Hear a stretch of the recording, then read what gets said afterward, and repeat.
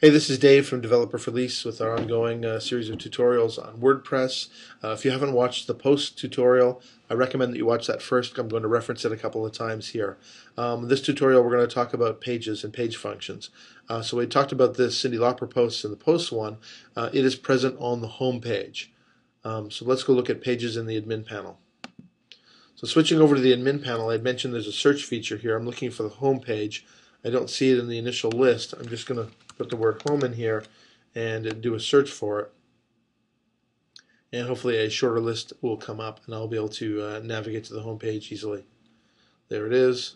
And I have a choice when I hover over home. I can do edit, quick edit, delete, and view. By quick edit, it will on this screen show me a couple of header things that I can edit. By clicking edit, it's the same as clicking on home. It takes me to the full admin panel. This is what I prefer to do. I do a quick edit on occasion, but mostly I like to have access to all of the features. So I go into the full edit so I can see everything on the admin panel.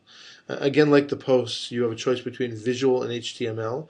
You can see that we have nothing on the page. This is kind of a typical model for us. Sometimes we put an introductory paragraph, but mostly we like to leave the content in posts. That way we can move the content around easily. We can reorganize our websites easily by just changing which pages the posts appear on. So that's why you see that there's no content here. However, should you wish to just use the page function and not use posts, it's very easy to put content here, and you can see some of these shortcut buttons. You can put links to YouTube's, you can embed images, you can embed videos, and have all of those run. And again, it's the same features with publishing and visibility that we had on the post function. Something very cool that I'd like to show you. I'll just scroll down here a little bit. I'll come back to the header image in a minute, but I wanted to go to the custom field template. So here's the template that shows you how custom fields are laid out, and below that is in fact the custom fields that we have.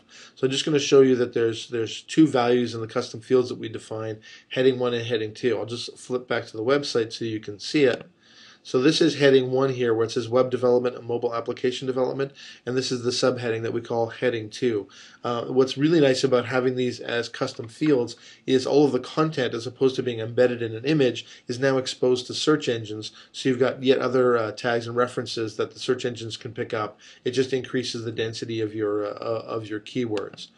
So going back, you can see that I've put the line break here, just using a little code that allows it to wrap, so I could set where it would wrap, so it wouldn't interfere with my image. So continuing on, I'll just flip back to the website for a second. You can see this very nice image that we have here. The way I chose this image to appear here, I also choose that at the page level. Just scroll up a little bit to where I choose it.